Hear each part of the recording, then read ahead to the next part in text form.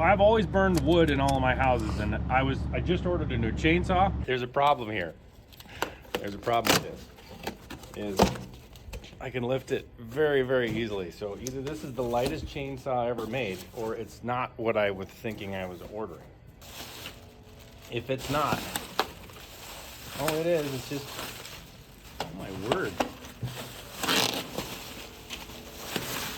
I'm amazed. Look at that. That was so light. That is a light chainsaw. We built the white part first. We lived in that for 5 years, and it's not really finished that well in there. And then we just built the new part over the last year and something. So now we finally have a place to burn wood again. We have so much extra trees in Montana from all the Save the Tree thing that we're overrun. We have what's called conifer encroachment. That means that trees are taking over prairie all over Montana. Anyway, that's beside the point. So I'm gonna gas up this new chainsaw, get it started, and then we're gonna go cut up some lumber. In a chainsaw, you gotta use 2-stroke fuel, which means you can't just use straight gas. You gotta mix the gas with oil. I hate with a passion these little, these safety gas nozzle things that don't ever work. You gotta hold it with your thumb. Now, as a chainsaw, this spins right here.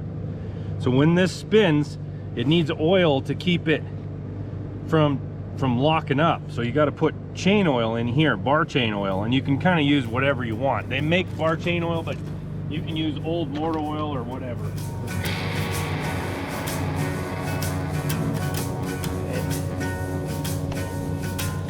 This is a Husqvarna Rancher. I've never actually used one of these. Never had gas in it, so you got to pump some gas in there. There we go. See, there's gas in it.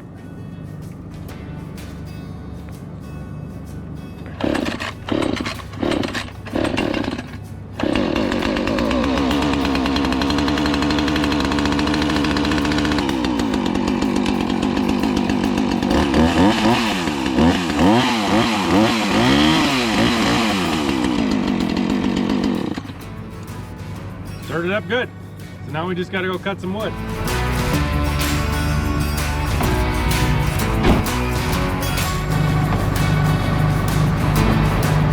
You can go to the mountains and cut firewood, which we used to do all the time. Cut dead trees. You find dead trees, cut them down, drag them over to the pickup. Takes about 8 people.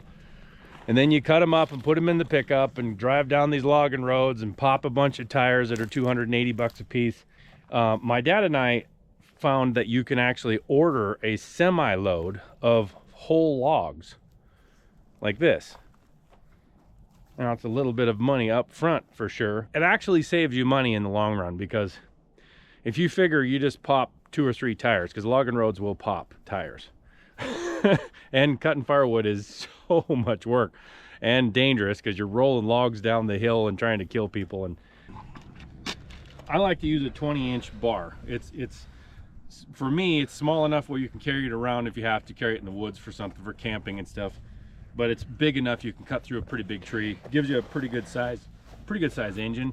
You don't want these strings hanging out, because if you happen to hook one in that chain, this thing is coming up like this, and that's not a good thing. So tuck them away. It'd actually be better just to cut these stupid things off, because they're just a hazard. In fact, I know a guy that his dad got killed in a combine where they have big belts. They used to have big belts on the outside of the combine, and they found him. He had a piece of clothing got stuck in that belt, and it just cracked his neck, and he was hanging up there. So that kind of stuff you want to not have happen. Think about what could drag into this thing. A loose sleeve, you know, loose clothing, that kind of thing. Don't want to do that. And this thing cuts so fast, you don't want any knees in the way, you don't want any shins, any feet.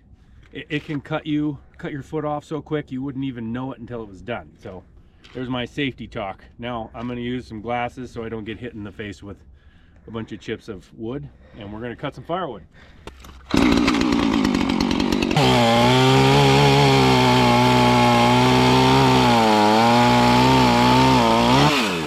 Stack them. this.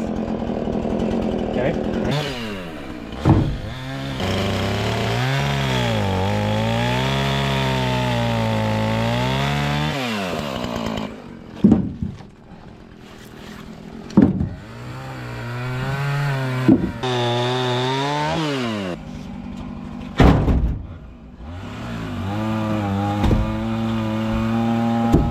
Couple things that people have mentioned when I show that I'm burning firewood is, oh, it's so terrible you're cutting down all these trees.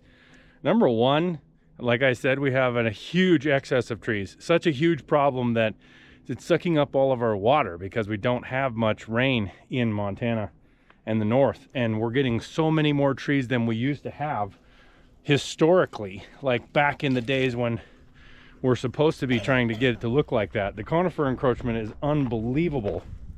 So now we have way too many trees for our environment to sustain. But not only that, to burn a tree, it has to be dry. So we don't cut down live trees for firewood. The firewood has to be dead. So if it's a dead tree, you're literally doing nothing to even stop encroachment of the conifers. So I just thought I'd bring that up.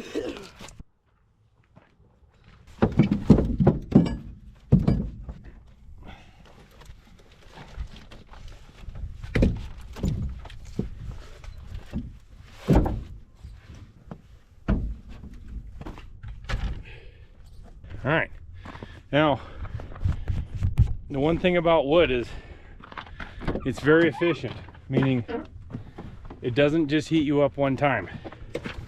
It heats you up when you cut it up like this. It heats you up again when you have to split it, and then it heats your house when you burn it. It's a lot of work,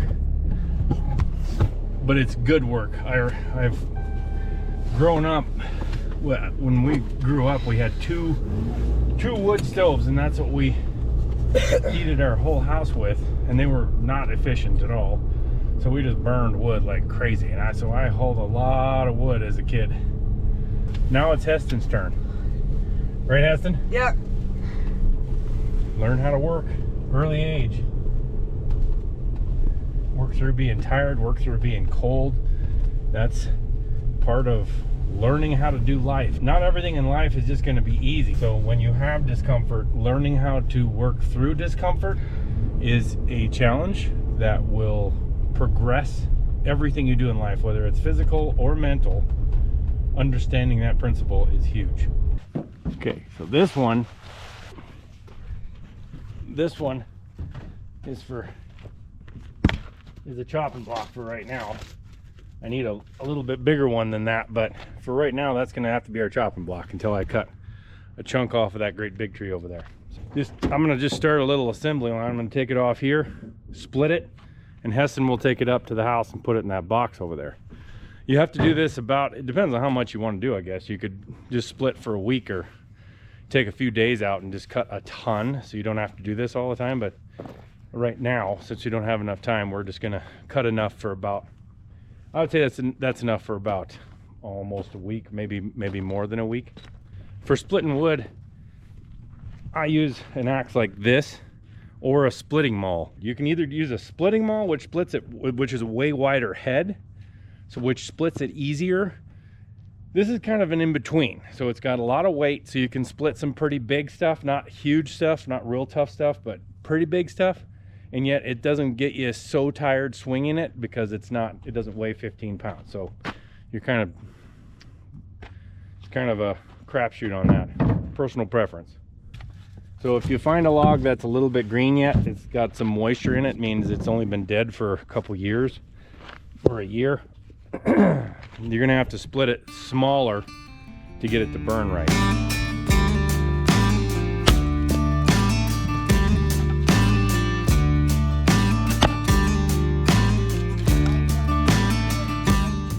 Thing you're splitting, this is really hard on your back, so you don't want to go like this and like crank sideways. You want to go like this and then line everything up so that when you come down, the impact is direct on your spine.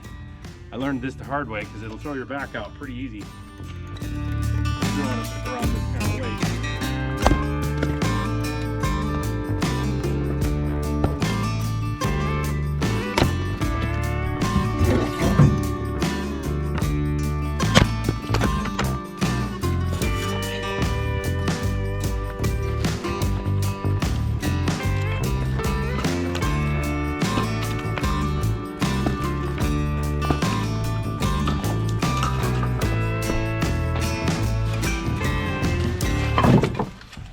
So we got this all cut and stacked in our box here. So it's not a huge amount of what we did today, and it took us 2.5 hours or something to get all that cut and split. It just kind of brings a hominess and a feeling of accomplishment. Even though it gets tedious, it gets hard. Right now there's no snow out here. So, you know, when it's below 0, it's not that much fun to go split it. So you kind of want to do that beforehand. But it's a good feeling. So let's get a fire started now, shall we? All right, we're gonna bring some wood in. You want some smaller ones when you're first starting it, and a couple of bigger ones for when it starts. And using this kindling here to get it started.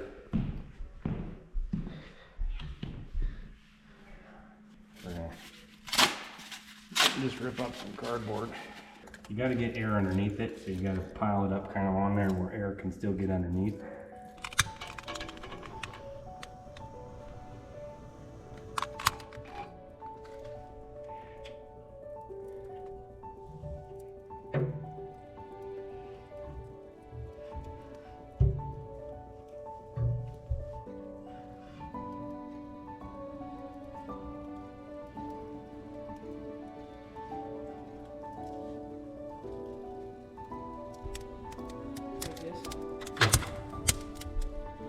Put these on here, keeping some air underneath it, so quit.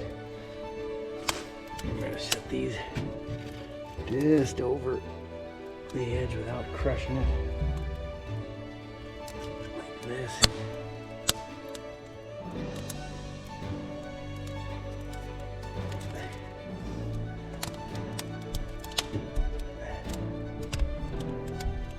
There we go.